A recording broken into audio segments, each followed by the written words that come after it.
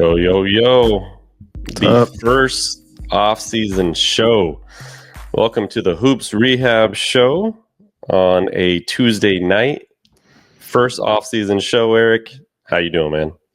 Good, man. Definitely a little strange not jumping on, getting ready to either preview a game or talk about a game we just saw. So definitely a little different. But hey, sometimes the offseason could be just as explosive as a NBA playoff game. So I think we're seeing that so far. Yeah, How's that's everything for with sure. you? Yeah, everything's going well, man. We already got trades firing off. We got the NBA draft tomorrow. We got tons of rumors going around. So we're going to try to update you guys on all that good stuff. But as always, everybody, I am the Game Injury Doc, a.k.a. Dr. Evan Jeffries. On my right is Eric B. Mack. You can follow us on all social media platforms at Game Injury Doc and at Eric B. Mack. We also have the YouTube page. It's called the Hoops Rehab Show. So please subscribe, follow, like, share, do all that good stuff on there. And then we will be uploading the pod after the live show, and that will be available wherever you get your pod. It is the Hoops Rehab Show. All right, Eric, let's get this off-season cracking. Let's just start with it right away, man. Yeah. NBA trades, and Boston is making moves. All over it. What do you think Boston is doing? Are they in a, I almost want to say a competitive rebuild, or are they going to be in a full-blown rebuild if they trade Jaylen Brown? Yeah, so far it's definitely a competitive rebuild. It's weird because we talked about it quite a bit, and a lot of the media talked about it, that there are going to be some changes in Boston. So it's not a surprise, but even though it shouldn't have been a surprise, just the news, like, bam, Drew Holiday traded. I was like, oh wow, we're getting going early. We're not letting anything kind of settle into the off season, and so we knew that changes were probably in order regardless of kind of how the season ended. But the fact that Jayson Tatum towards Achilles, most likely gone for most of next year, it probably made it a little bit easier of a decision for Boston to kind of trade, shed some salary, so to speak. Yeah. I think they got their championship. They probably would have liked two, of course, but let's be honest, them getting him and Porzingis were a big part of getting that championship that eluded them for some time. They got it, and now we'll see. Yeah, if the rumors are true and they really are shopping Brown around, then I'll say it definitely is probably real rebuild time. But for now, I'm gonna say, hey, let's get a little younger, shed a little salary, and try to compete. Yeah, I think we knew when Tatum went down that their window with this championship squad was done. Because it just was, there's going to come to a point where they already were talking about it before, but they were going to have to shed some salaries to fit in the second apron and kind of get out of it and not be in such a bind as far as being in those aprons and also being above luxury tax. So, and Boston Celtics were sold, right? So there's a different ownership group coming in. There's different things that are probably likely going to happen. And so it makes sense that they're going to make some sort of trades. The Drew Holiday one, obviously, it's hard to lose a player like that. Every championship team needs a player like him. But he is 35. He's an aging veteran who makes $40+ million a year, right? So I think that was going to be a hard one for them to keep, especially if they're going to choose between Derek White and Drew Holiday based on kind of similar positions and guard and all that stuff. So sending him to Portland makes sense for Boston. I don't know how much that makes any sense for Portland, except for they add a veteran player. The West is a gauntlet, so if they're really trying to compete, I don't think that piece really does it for them. And they essentially have gotten rid of their young player that they once thought was maybe going to be the next franchise player, like Dame Lillard. And they really got rid of him for not that much. So Yeah. I mean, that kind of shows you what they kind of saw in Anthony and Simmons. But for Boston, you're taking a chance on a guy that's 26 years old. He's on a contract year. So worst case scenario is, let him play out the year. He's not what you think he is, and then you just don't really sign him next year. And you already shedded Drew Holiday's contract and can kind of move on and do other moves to make this team a little bit better. Or he does well and you like to fit in your lineup, and you have his rights to kind of sign him for extension. I don't know why I always want to call him Anthony Hardaway, but yeah, that's our 90s brain. Yeah, I'm like the only other Anthony I know is Penny, right? And so, yeah, I always thought he was a nice player. I guess just because Portland has just been so bad the past few years, I don't want to say forgot about him, but you just don't hear much about him. And he's 26 now, should really be kind of like in the prime of his career. I think Portland is probably. They're trying to fight for a play-in spot, right? That's something that they might have like their eyes on. That could be the next step, and maybe bringing in a veteran. We've seen it sometimes with teams like Chris Paul going to different teams as a veteran, and so don't really think that's going to be a significant move for them. Like in the going past next year or the year after, if Holiday is even still around on the Blazers, but yeah. Good point about Simmons going to Boston. I think Boston was really looking just to shed those two salaries. And although those are two really good players, although Porzingis was hurt a lot, but yeah. I think they were probably okay with getting rid of those salaries but not getting much back. And they probably were pleasantly surprised to get like a Simmons back. And yeah, it's his contract year. Maybe he'll have that extra motivation, and maybe they can get something out of him that Portland hasn't been able to. And it's really no real bad side, or kind of just see how he does. And like you said, we can probably re-sign him. If not, let him walk. And so I guess I am a little surprised at how Porzingis and Holiday got extensions and then they just trade him. I mean, but I guess that's just kind of today's NBA. I don't know if it's just like not sure why you do that. I mean, I guess you do it to please the player, but it's interesting how that's kind of been the norm as of late. Like you extend someone, it doesn't really mean that they're going to be there. Like there used to be a day where you extend them. They're like, okay, well, they're going to be there for a few years. Now it's not a guarantee.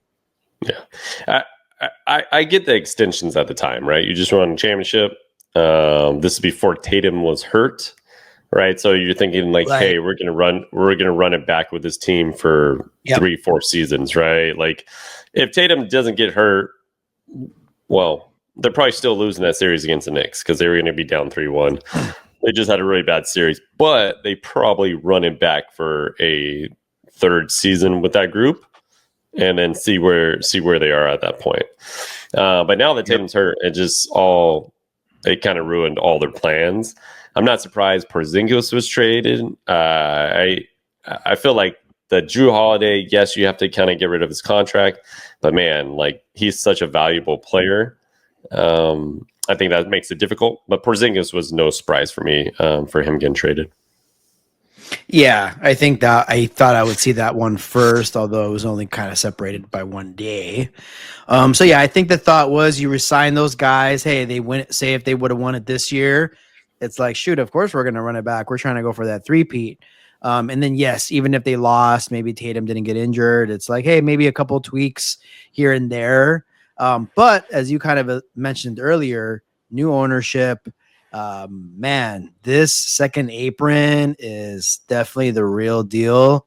I think we're seeing it firsthand, where teams are just not wanting to pay that luxury tax. And it's not so much as we talked about when we were talking about how the Lakers were sold. It's not so much just the dollar amount as you really get handcuffed once you get into that second apron, and draft compensation, mid-level exception, aggregate on salaries when you're making trades. So there's like some real crippling effects to it. and we're seeing what can happen and what's going to probably continue happen until the next CBA. Yeah, for sure. I think this is becoming a trend with teams that they're going to have to look more into young players and the draft in order to create a viable team, because it's going to get to the point where when you have to pay all your players and you can't make roster moves because you're in the second apron and you're paying all this luxury tax, it's going to be a problem. I mean, you saw the press conference today with what was his name, Josh Kroenke from Denver, or at least saw the clip that I posted, where he essentially said, I mean, I can't believe he said it because sometimes you saying too much in an interview can be a little much there, but essentially said that because of the second apron, if one of his, essentially, I think he's talking about Jamal Murray, but if one of his players gets injured, a particular player gets injured, then that would be a point where they might have to look at trading number 15, Nikola. So to even say that, to even fathom saying like, hey, we might have to trade him because of the second apron, that's how big a problem the second apron and the NBA's new CBA is. Do you think, well, they really can't do anything because when you sign the CBA, a certain amount of years, but do you think teams are going to, I don't know, what do you do at this point? Like, do they start going to the commissioner and saying, hey, look, like this is like handcuffing us as a franchise, as a team? I get what the commissioner and the NBA was trying to do to make more parity in the league. But at the same time, they're making it almost difficult for GMs and presidents to kind of make moves. I think we're going to definitely see a mix. You're going to see those teams that, maybe not are always on top, and they probably like to see the parity where it's like, hey, we rather have a bunch of teams bunched together where a magical season could happen and you can go on a run and make it to the finals or something. But you probably have your big teams, your big market, your usuals, where they may have a final say kind of in how the league is going to look when that gets renewed. Because they could do this. Like, I like the spirit of it, but there definitely has to be some tweaks because the spirit of it is to keep teams intact, but you're not able to really keep your team intact. So yeah, what are we doing in that case? And so you get stars requesting trades. You get, it's tough. Like, you probably can't come up with like the perfect solution, but this one seems to be more of like a hard cap. And, we're used to it being a little softer than what it is. And I think that will probably happen, especially because we're seeing now what like can happen. And it's making it tough for sure. Yeah. So I was kind of looking at just the penalties of the second apron, right? So number one, teams do not have access to taxpayer mid-level exceptions. So they're not allowed to sign anybody for mid-level exception. Teams cannot use the trade exception created when combining the salaries of multiple players. Teams cannot use trade exceptions from any prior year. And then teams lose the ability to trade their first round picks that are 7 years in the future. So that's kind of a big one because a lot of times you're trying to put future draft picks into a trade and things like that as well. Right. And then if a team remains in the second apron for any 3 years in a 5-year period, their upcoming first round pick is automatically moved to the end of the first round. Oh, what? So that's that's the one I didn't actually know. That's wild. So if you say you're the Boston Celtics, right, you spend 3 years in the second apron, and then you have these injuries, and then you try to rebuild your team. You have like one of the worst seasons. You get the number 1 pick, and you're going to go to the end of the first round. That's such wild. That's such a very like gimmicky, like specific, like punishment. Yeah. So that's why you may see teams do it for a year, but definitely not longer than that. And so, the league's like for the most part has always been had a salary cap. So you've never really been able to just sign whoever you want. But with the Bird rule, Larry Bird rule, it is made it possible for teams to go over the cap while re-signing your existing players. So you trade for a player, you draft a player, you sign a player in free agency. If they all kind of come due around the same time or a year or two apart, you can actually sign them to that max because of that rule. But and you could pay a high tax dollar, so you were still seeing teams not really wanting to do it because you were getting penalized financially for it. And there was owners that, hey, like, let's be honest, like, maybe basketball in that particular city, they're in a small market, they're not making the money that some of the other ones are. And so they had to not do it, but now it just makes it even almost impossible for those other teams that would be okay with paying the luxury tax, like the new Lakers ownership potentially, right? Yeah, so, sure. That'll be whenever the next turnaround comes. Those conversations it's gonna be quite interesting. Yeah, and by then, let's see how many just teams, organic teams, have kind of won the championship, right? Because essentially, OKC is the first of that kind. Yes, they traded for a superstar, but he wasn't a superstar at the time, so nobody could have told you the SGA would have been SGA, right?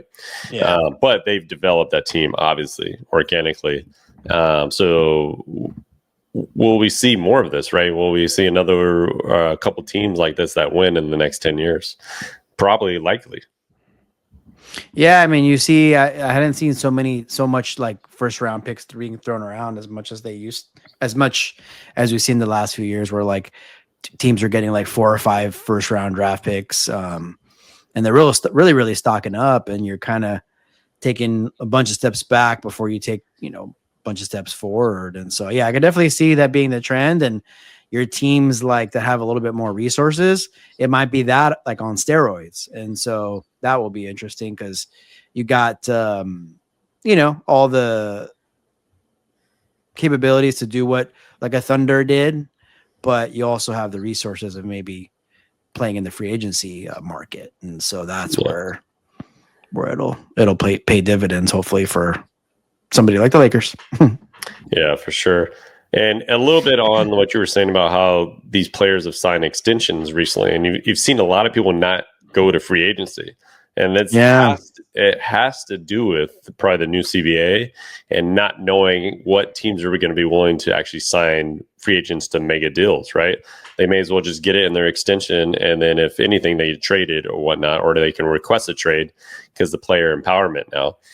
So you're probably going to see a lot more of that. Right, like Kyrie didn't even bother testing free agency, and he just signed his extension for 3 years, and which makes sense because he's obviously coming off the ACL and he probably just wants to rehab and all that stuff. But I think it's likely that you'll see less players like in the free agency market. Right, we're not going to have those mega top 5 players where you're like, wow, this free agency is going to be killer. Right, because most of those guys are going to already sign their supermax deal, or once they make all NBA, making sure they get the max money there. Yeah, it's not saying gone forever because we don't know what's going to happen in the future, but yeah, those days of like you have your 4 or 5 real top guys, or at least the top free agent class, and they're going to meetings with different teams for 3 or 4 days, and they're like, you're like, oh, where are they going to go? Oh, he's going to go here, he's going to go there, and so. That is definitely few and far between. Like, for example, this summer, I mean, I don't like, other than your probably role players and things like that, right? There's not a huge name out there that's going to be. Yeah, I think it's like James Harden. I mean, and it is also dependent on if I think these people have player options, right? Yeah. So, LeBron James is one of them, but it's, more likely. He has a player option, and is he going to opt out or whatnot? So we won't know until some of those. But yeah, it's like those 2, and then really nobody huge after that. So I think it's becoming a little different in the NBA. We'll see kind of how long that lasts. Yep, yeah, because some of those players, like you mentioned, Harden and LeBron, like sure they could opt out or opt in, but if they opt out, like Harden's most likely going to stay with the Clippers and probably just get a restructured deal or something. So yeah. it's a little bit more on the trade market now is kind of where we're seeing a little bit more of the spice. Yep, that's for sure. All right, so let's get to the NBA draft, which is upon us tomorrow already. After freaking Game 7 on Sunday. Still don't understand how fast it is, but that just means free agency is soon as well. That's funny. Going into the draft, we kind of have a good understanding that Cooper Flagg will be the number 1 draft pick unless Nico Harrison has a meltdown tomorrow and trades. Imagine looking for that Shams tweet in the morning. Yeah, I can't imagine this would ever happen. But unless like a Jaylen Brown or something he sees. He says, if we get Jaylen Brown, we'll send him over there. That'd be ridiculous, but I'm sure Boston would be ecstatic because Cooper Flagg is from Maine, which is the whole New England area. So he'd be home playing for his hometown if that were to happen. Doubt it. Okay, so Cooper Flagg is a Dallas Maverick. After that, don't know too much with the order, but what you're thinking on the draft tomorrow? Yeah, it is crazy. It's like 3 days after. I compared to the NFL draft, it's like the Super Bowl's in like early February, and then they get you like a little thirsty, for some NFL, it's some football, and then they make you wait a couple months, get you thirsty, and then they give you the draft, and it's like football just has it all right. They can't do wrong, and it's probably because like the length of the off seasons a little bit longer, it seems like so. But obviously with the finals going to 7, that plays a factor too. And the NBA, they like to get things done by like early July so that they can kind of, go to bed, so to speak, late July, August, September, and ramp up in October in training camp. But yeah, I mean, it's definitely exciting. It goes from like, championship level basketball in the finals to seeing our next, stars, hopefully. And so Cooper Flagg is definitely expected to be one of those.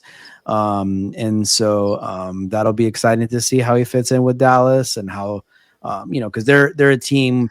They got AD, they got Kyrie coming back hopefully soon here, and they're in win now mode. And then they have, Cooper, who's going to be obviously a rookie, and I'm sure they're going to want to kind of nurture him along. So that'll be interesting. And then, you got, talk about the rich getting richer, as you mentioned to me earlier with the Thunder having the 15th and the 24th pick, right? In the first round. So how about that, right? You win the championship and you get 2 first rounders and then a second round pick too. And so, it'll be interesting to see though, like I'm really interested in like San Antonio and Philadelphia with that 2nd and 3rd.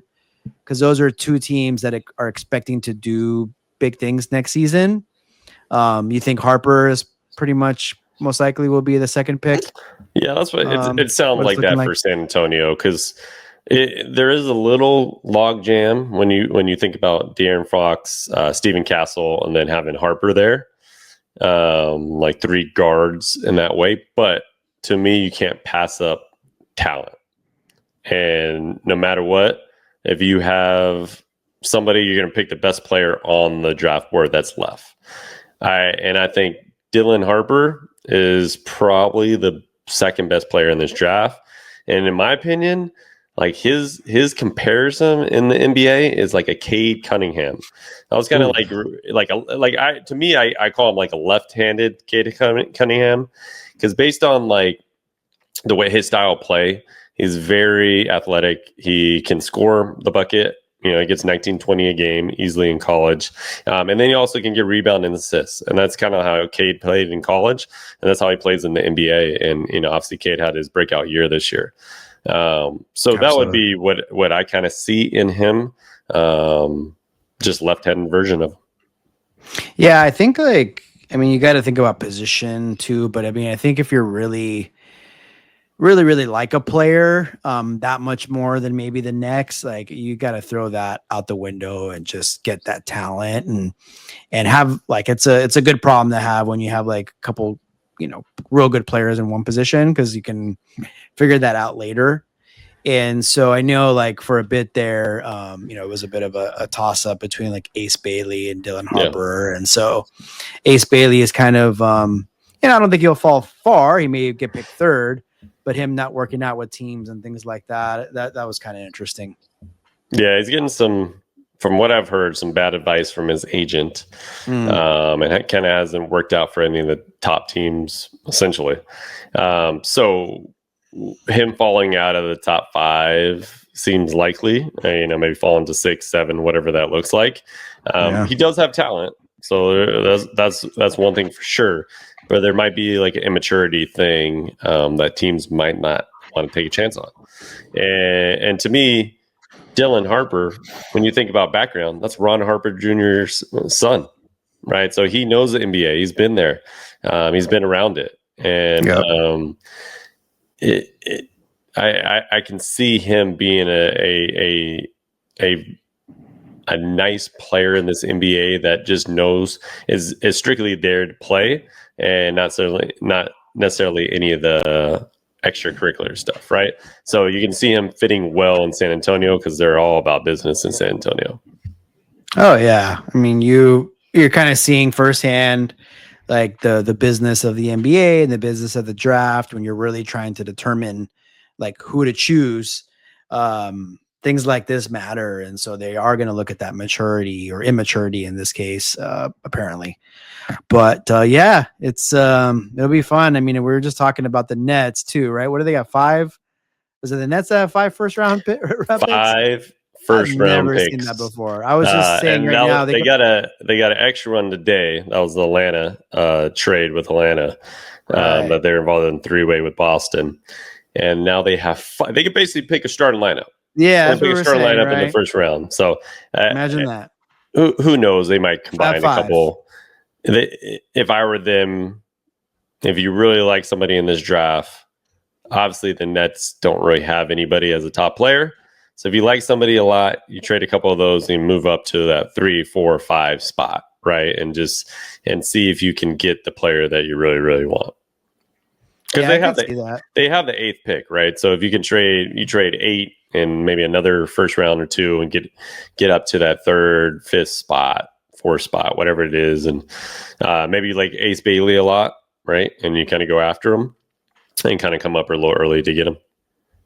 Yeah, I mean, Ace Bailey was like projected potentially number 2, and if he kind of slips a little bit and you don't think he's going to slip all the way to you, maybe you move up a couple spots and trade one of those other picks away. And so they definitely, I mean, they don't have time. That's one thing they don't have because it's coming soon, but they do have some resources there. And so, you picking 5 guys is a little, extreme. So I'm assuming they're going to do something, or you just, get the 5 and I don't know. I don't know how that's going to work.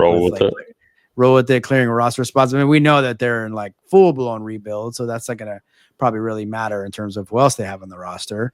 But they probably could choose 5 and hope 2 or 3 of them, stick. And that would be, pretty good for them. Yeah, that's for sure. So NBA draft starts tomorrow, first round. And I forget that they make it 2 days now, which is absolutely ridiculous.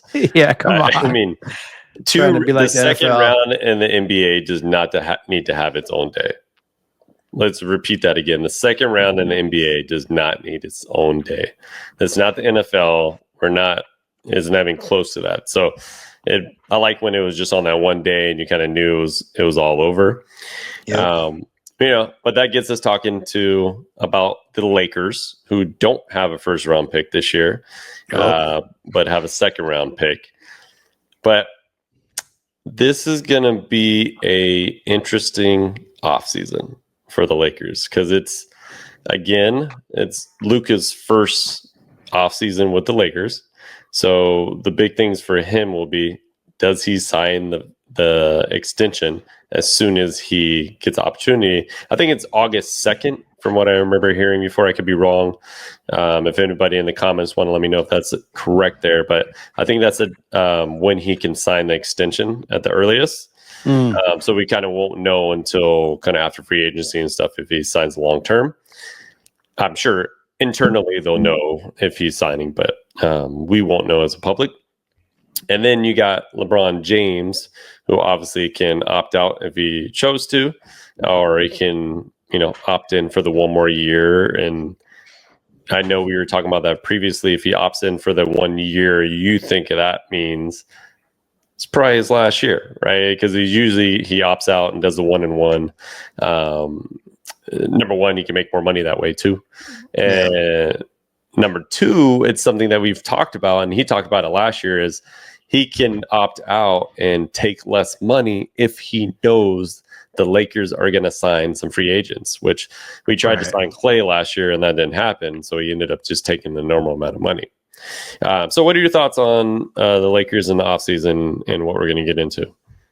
Yeah, I mean, the first order will be, LeBron. I mean, we know he's going to be there. We just don't know what capacity in terms of structure of salary. It's we just saw them in the playoffs. We know that they need a little bit of help. We also know that it's not going to be most likely anything too drastic. I don't believe, at least, unless we just see something totally out of left field. It'll be kind of more on the margins. And so, of course, the Lakers are in every single rumor that's out there. And usually those are the ones that don't pan out. When you look at the odds makers, if this person is not on their team, what team are they going to go to? And Lakers are always number one. Always. Porzingis was on Lakers are going to get Porzingis. I'm like, okay. I know. You literally got traded to the Atlanta Hawks. Get out of here.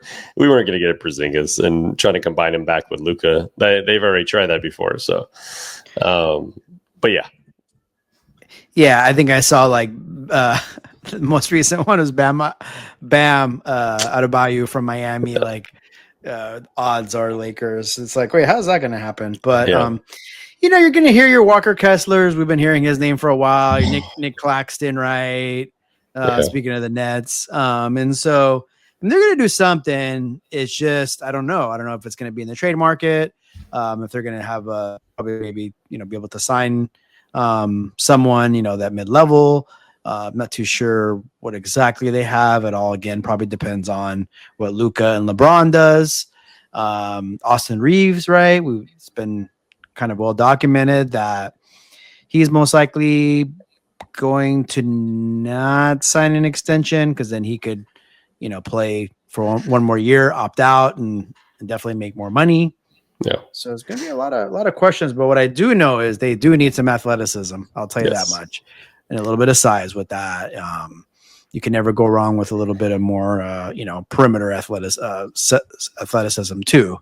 Yep. And so that's probably what they'll look to get. Yeah, I think the priorities, if from a roster standpoint, is obviously a big guy that's athletic, that can run to the rim, defend the rim, that typical player that Luka likes to play with. Obviously, if we could get a Derek Lively, it'd be great. If somehow Dallas wanted to trade us again, somebody in that vein would be a player that they should look for. Definitely got to get more athletic and a better defender on the wing, right? Dorian Finney-Smith is a great defender, and I think that helps. But with the lineup of Luka and Austin Reeves, we just need another guard that can really come and defend. So definitely one of those. And then a backup point guard. I just think overall they just need somebody else to help out at that position. They don't really have that. Austin Reeves can play point and all that stuff when Luka's not in, but at the same time, I just think you need that veteran point guard. And I heard Chris Paul was hoping to be in LA to finish his career. It's either that or the Clippers. So that back to the Clippers. We'll see. That would make sense to get some minutes out of. I mean, hey, Chris Paul played 82 games this season. Played 82 games and played well. So if you told me we can get Chris Paul on a veteran minimum for our backup position to Luka, I'm all for it. It's not I wouldn't scoff at that at all. So what do you think about that? Yeah, I mean, it definitely couldn't be like the big acquisition, No. right? And I'm sure we could agree on that. But yeah, if hey, like they kind of got the pieces that they needed, and then they just needed to get some kind of even more veteran leadership, in the backcourt. Definitely worth a whirl. I mean, I know it would be like 14 years or so in the making. With Chris Paul to the Lakers, and it would just be funny if it's like his last stop, Oh which my I'm God. assuming, it's got to be the end is near. But he did say he wanted to keep playing. So yeah, I mean, I'd be for it as long as it's more of like a cherry on top versus like, oh, this is what was our big acquisition, Yeah. And the one thing I think the Lakers are going to have to figure out this offseason is Austin Reeves. Do they want to commit to him and Luka, or is that a piece that they would move to get a valuable player that fits Luka and the rest of the team? So I think that's where they're going to have to really sit back and say, hey, is he going to be a piece that we might use out there as a trade bait? His contract is so valuable right now. I mean, he's on a great deal, so it's hard to move him. And obviously, we like him as a player. It's just more of, is that your future, like those two together as your backcourt, or is that somebody that you need to figure out to get another guard, to maybe shooting guard that would just be more of a spot up shooter with Luka, and then adding a big guy or something in that vein where you had two players like that. I think that would be interesting to see where they go with that. Yeah, it's definitely a bit of a conundrum because it's like they know they got to start getting ready to build around Luka and only Luka. Well, I mean, in terms of like him and LeBron, but it's like you also have like this maybe 1 year window where we know the NBA is pretty wide open, and it's like, hey, may as well just like kind of go for it this season. So you probably will see like not too much of a kind of long-term risk, or just something that's like more short-term, but at the same time, kind of thinking about the future. So I don't think it's an easy spot to be in at all when you're trying to construct this team. Because you got to really start, like, kind of to your point, like is Austin now more of a piece versus something or somebody we see in the future? And so that will be a big question. I'd like to think he'd be on the Lakers next season because of that contract, and may as well get what you can out of him while we have him and go for this championship coming up here. But yeah, it's definitely like, will be interesting to see what their philosophy is, if especially if they know LeBron is only going to come back for 1 year and you kind of let him know, hey, I think this might be it, right? Or if he's like still might be a couple more years, that's another story. But yeah, it's an interesting thought. Yep, that's for sure. A couple of people out here talking about Joker here. So I saw that. we got Cam Miller. Joker is on the trade block, for your information. Well, I don't necessarily think he's on the trade block, Cam, but the owner and president did talk about the scenario of Joker. He could be traded if there were some serious injuries to a certain player on the team. So that was just more about the second apron and the fact that it could get to the point where they would be forced to trade him, which is wild to think. Then we got Vincent, Joker to the Lakers. Mm-hmm. Obviously, that would be a great move, Vincent. However, I just don't think that would be possible based on salaries and probably our draft capital, which we don't necessarily have. I mean, obviously we have some more picks now since the AD trade and from before, and we've kind of lost all those picks before. But I think as the years go on, we're adding those picks, and we only give a 1 first round for Luka, which was kind of surprising when you think about it. But I just don't think the foundation of anything, especially right now, would ever happen. But maybe in a couple of years, him and Luka would probably want to team up at some point. Yeah, I mean, it would take like Jokic saying he wants to come to the Lakers. And, yeah, my only other than Luka is the Lakers. Yeah, other than Luka being there, which could be big in a couple of years. Yeah. I just don't see. I mean, he won a championship with Denver, so he's not like oh, let me try to get this ring, right? And then let's be honest, like, I mean, what I was going to say we're not going to be able to give him the best deal. Then again, I'm sure other teams could have probably given Dallas a better deal for Luka, but that's a different story. So I think it's that. Right now is probably not the time. I think there was reporting, I think earlier, that Joker could sign an extension soon this summer. So I expect him to do that. And then, but again, doesn't mean he's going to be there forever. I mean, but I do see him at least being there for 2 more seasons. That's for sure. See it going from there. Yeah, I mean, I think Denver though is in a position where they'll play a season or 2 from this point on, and if they keep getting like a second round exit or first round exit, they're gonna have to think about rebuilding, because I don't know. I mean, with Michael Porter Jr., Jamal Murray, Joker, Aaron Gordon, they're going to be in salary cap hell pretty soon, and in that second apron, and eventually they're going to have to figure out a way to probably have to break up that group. And if they break out that group, I don't think Joker's just staying there with himself and nobody. Like, it just doesn't make any sense for his point in his career. So I do think that in a couple of years from now, that might boil down to something like that. Yeah. The Denver's is going to have a lot of question marks. I think, Michael Porter Jr. will definitely be a topic of discussion if that's a player they're going to hold on to. Yeah. Here in this like off season and up to the trade deadline. But yeah, it'll be interesting if they are once again, second round outs the next 2 years. Then, hey, you never know what could happen. Yeah, and we're gonna do more of a free agency special, probably actually on Sunday, since the deadline will be they'll start open free agency on the 30th. So. Our plan with the Hoops Rehab Show will be probably Tuesday, Thursday, and Sundays for the off season.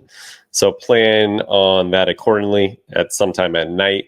Usually we get on about 9:00 at night. So we appreciate you guys kind of being on right now, going through this and being on the show.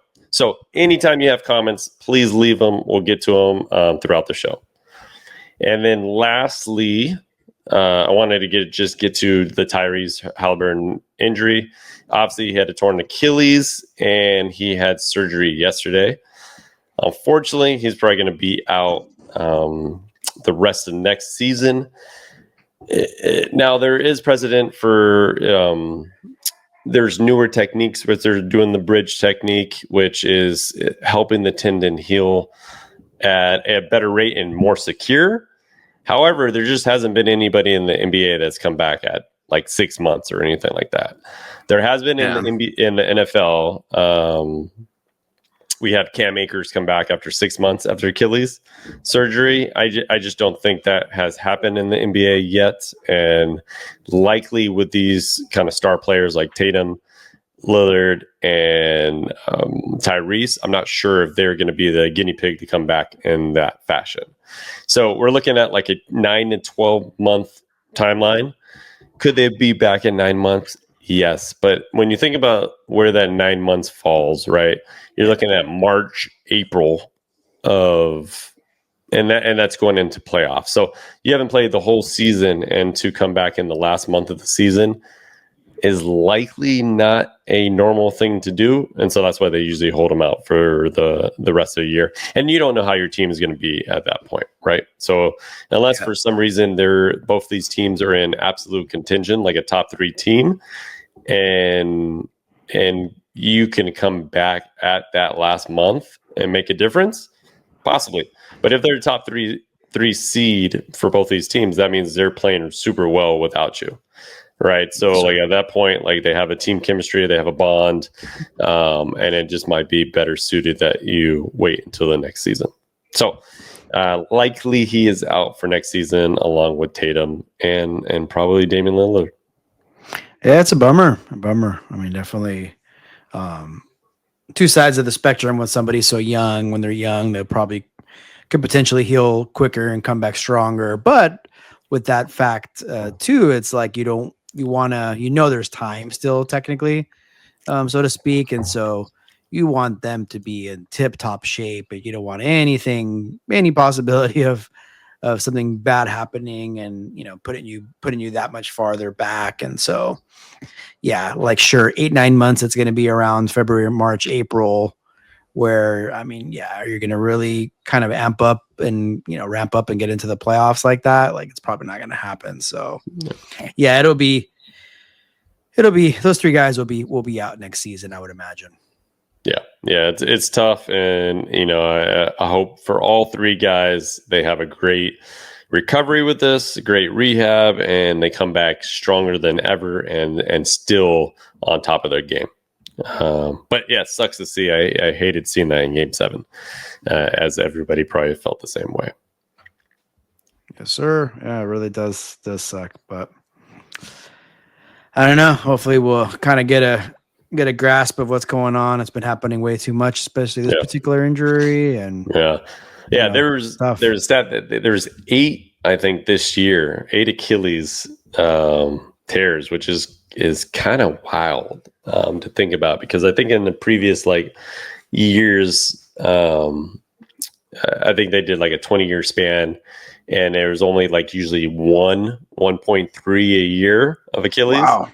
And then this season we had 8, right? So it's just like I don't know if that's a blimp in injuries or just something was going on. Jayson Tatum and Tyrese played in the Olympics, right? So they played a lot of basketball and they played deep into the playoffs, right, as well. So that could be part of it, but then you look at SGA, he played in the Olympics as well. And, some other guys that played in the Olympics. So it's hard to start saying that because everybody has different things going on. Yeah. It's tough to say. We talked about not playing enough, you can get injured, and playing too much, you can get injured. And so we'll see. Hopefully it was just an outlier type of season, but it is something to kind of pay attention to going forward. That's for sure. All right, so we got the draft tomorrow, and then we'll be on Thursday to kind of wrap up the draft, since they have the second round on Thursday.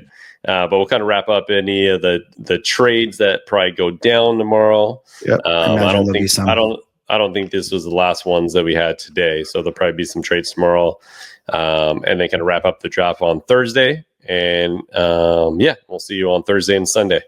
So Eric, anything left to say here before we get on out? Other than just get ready for the draft, and we're at the start of a new season, almost, so to speak. It's pretty crazy to say, but yeah, looking forward to the draft tomorrow and the trades that are most likely on the horizon. That's for sure. All right, everybody. As always, the Hoops Rehab team is out. Peace out, guys. Thanks, everyone. Peace.